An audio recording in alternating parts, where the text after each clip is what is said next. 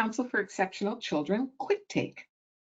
CEC is the leading professional association advocating for students with exceptionalities and their families all over the world. This quick take is on leadership support for co-teaching in a remote learning environment. I'm Marilyn Friend. I'm a former general and special ed teacher, a former university professor and department chair, a past president of CEC. But now I mostly spend my time helping schools and districts figure out how to make co-teaching effective for students. The way this session came to be is that people were asking questions and having conversations. What are you doing about co-teaching? How is this going on? What would help? And so those conversations led me to reach out to a number of people in a number of different states and ask, what is working? What are you doing? What are the challenges? And what do you think about this whole remote co-teaching possibility? Individuals from the states shown in this map are the ones who answered.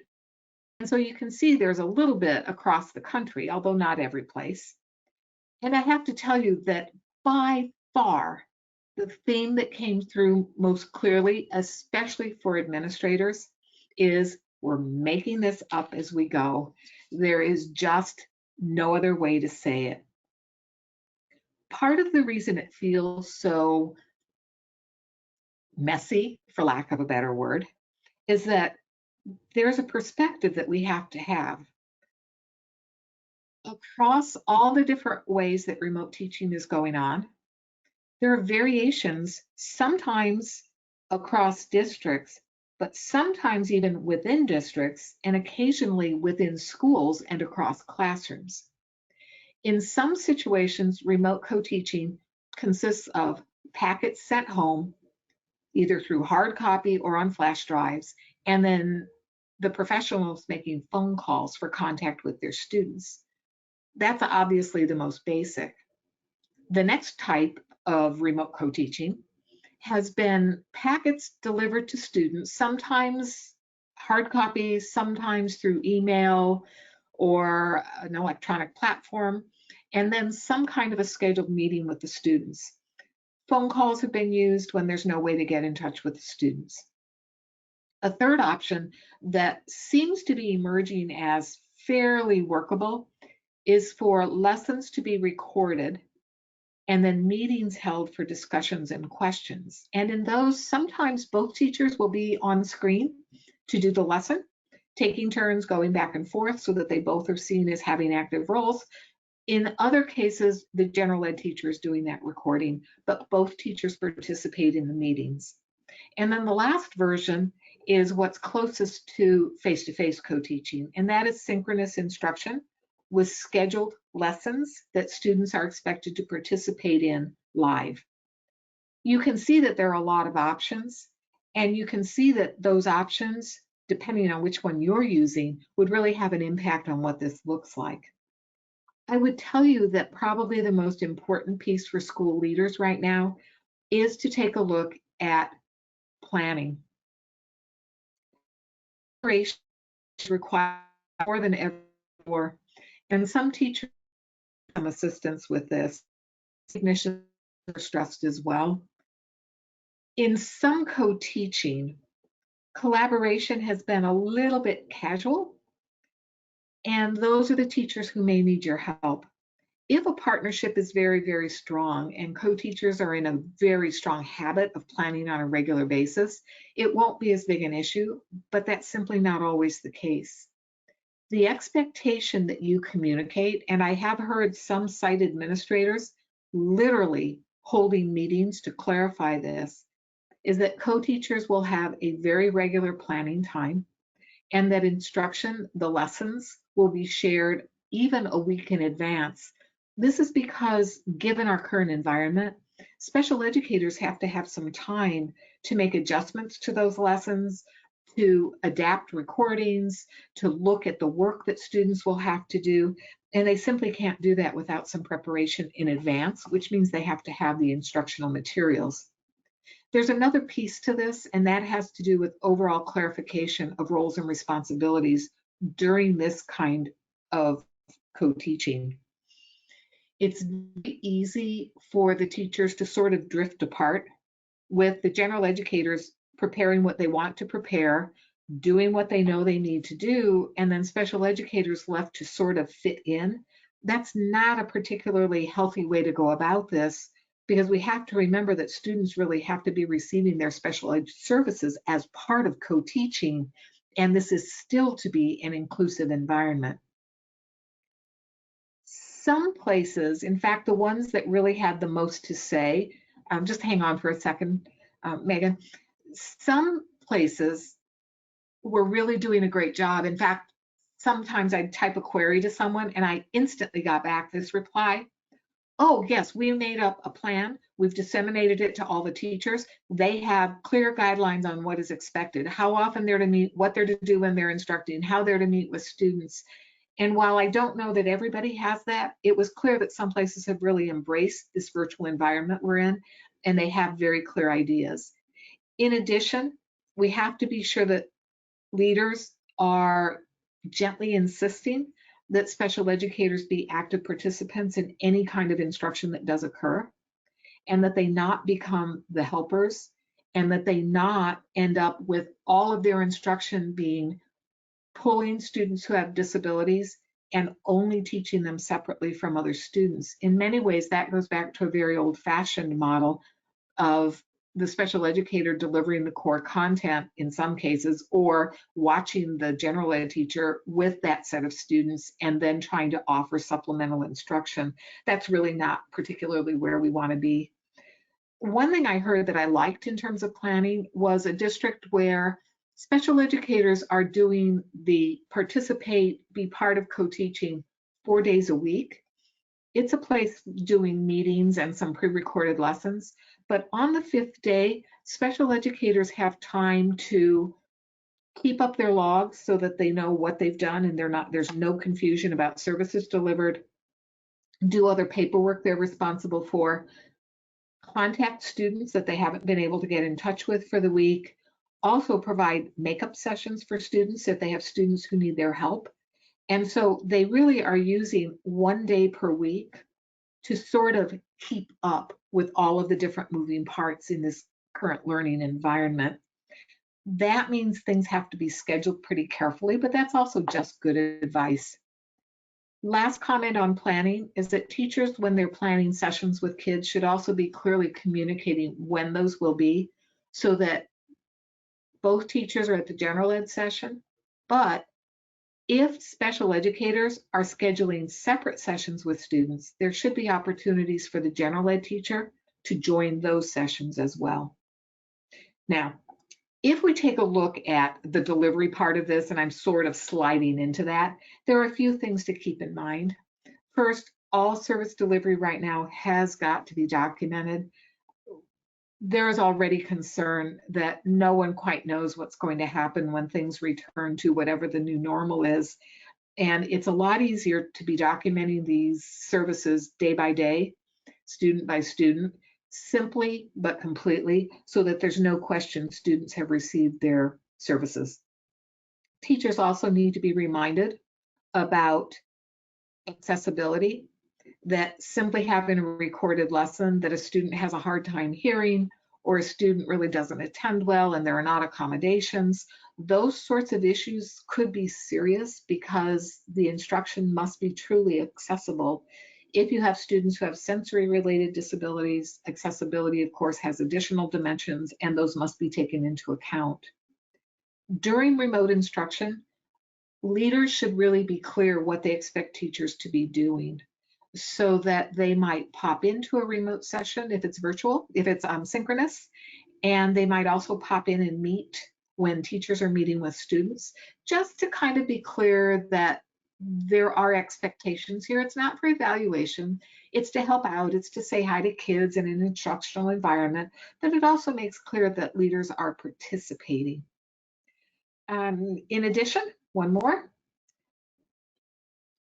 If there are school-wide meetings, and I've heard that a fair amount, either the whole staff or grade level teams or departments, it's not bad to include co-teaching once in a while as an agenda item.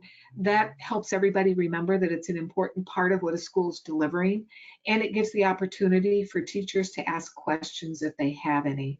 So all learning, those 4 points are critical.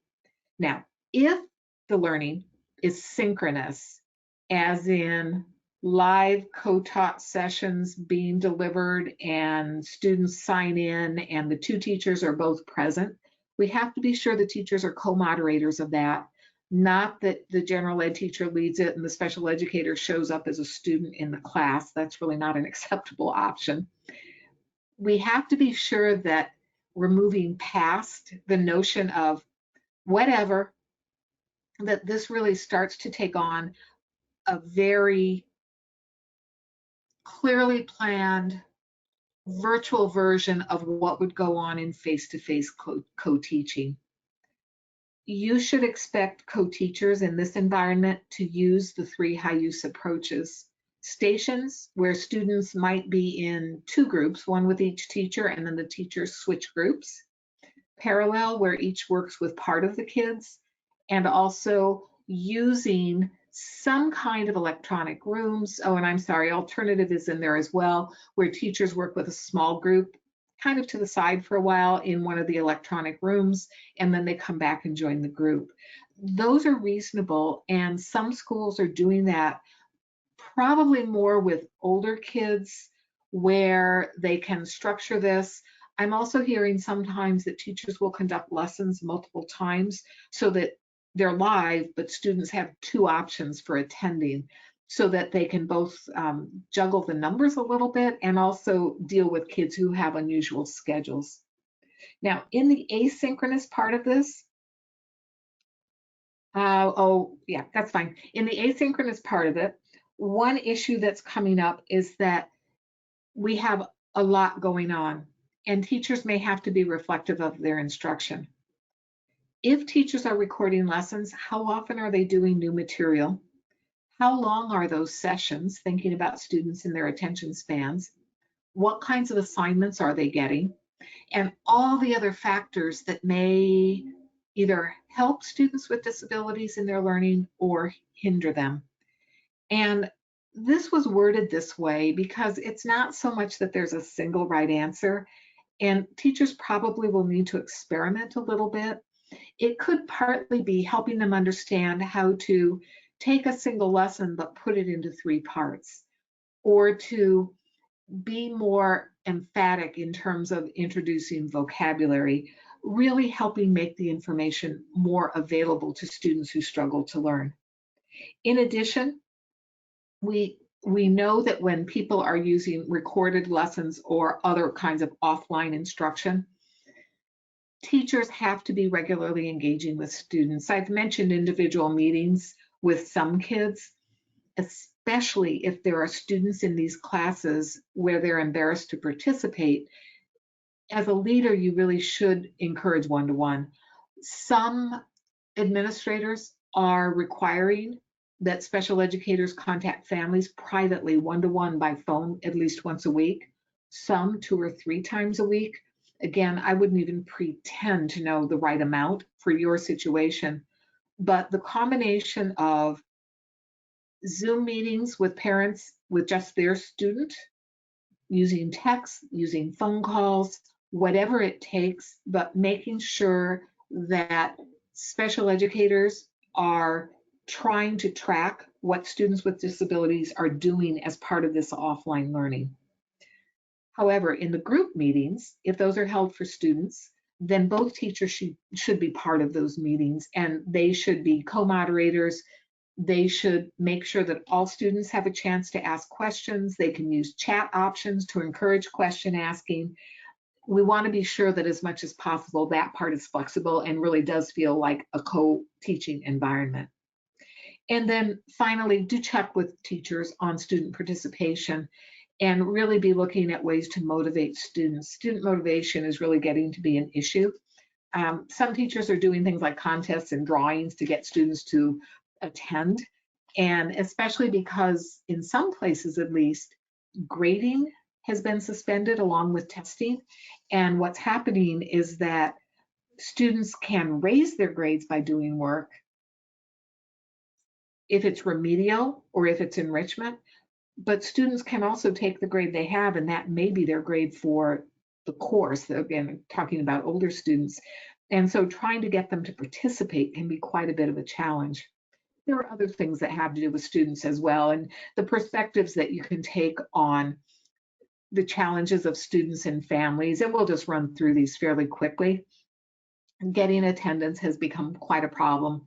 It's a lot of different issues. Internet access, as you know, some families don't have it. Some students' equipment access is a problem. Maybe there's one computer and 4 children, or maybe your school or district does not have a one-to-one program or has not provided devices and kids simply don't have access. We also have dilemmas with student proficiency in using the electronic tools. If you keep going on this, we've got scheduling problems. Maybe the parent works during the day, students are with another family member, maybe there's no internet access there, and we can't get the instruction delivered at the time the student can access a device. Overall caregiver availability, many families have a lot of stressors, and caregivers may not be available to meet on the phone in any circumstance. We're running into students having a lot of responsibilities like sibling care, and that may be affecting what it is that they're able to do instructionally. We also find that in some situations, we have kids where they have insecurities about food and housing and other issues, and that is making it very challenging for your teachers when they're trying to be in contact. And then finally, student motivation that I've alluded to.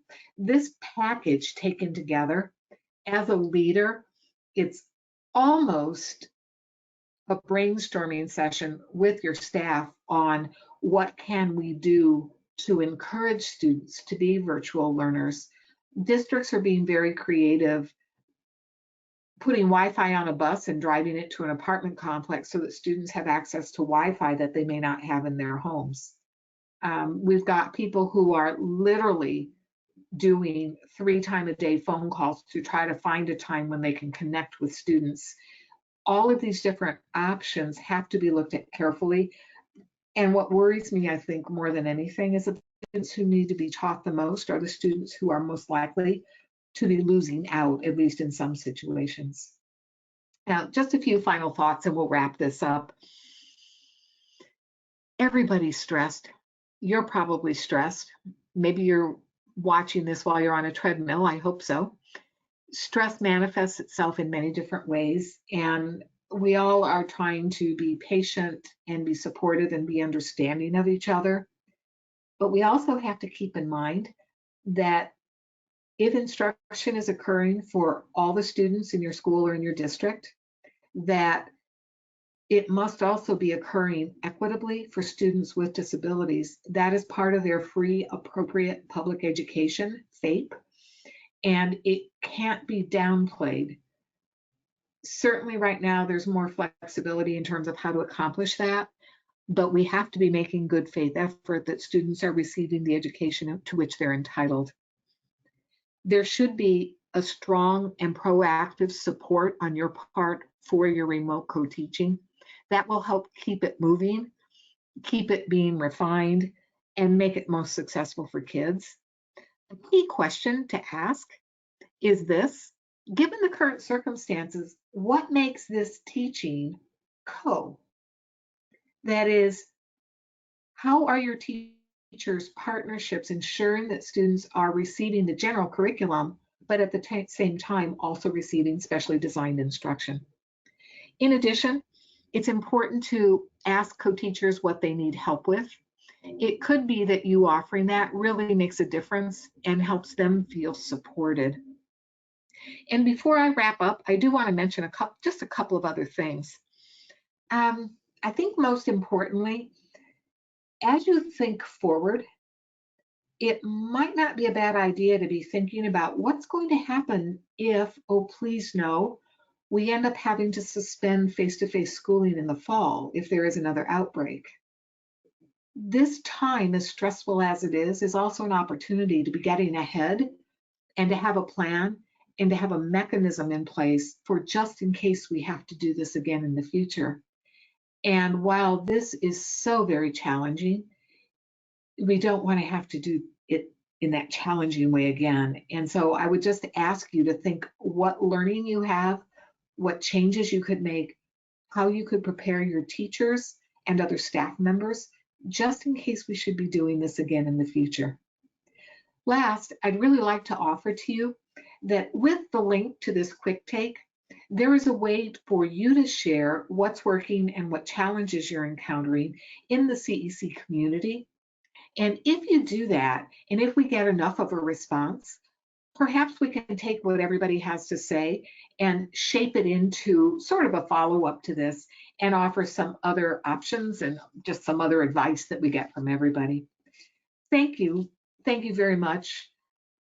You have a challenging task, probably some days a daunting task. I was tempted to show like fingernails hanging on to the edge for this last slide, but mostly I want to say thank you for your support of students and teachers and effective co-teaching. Thank you so much to Marilyn for her time and sharing all of this information with us. As she mentioned, there will be a link to underneath this video to share some of the successes your schools have found in co-teaching and some challenges you might be facing. And we'll use that information to do some follow-up as well. Thank you everyone so much, as Marilyn said, for your leadership, supporting your students, families, and teachers. And we wish you all the best.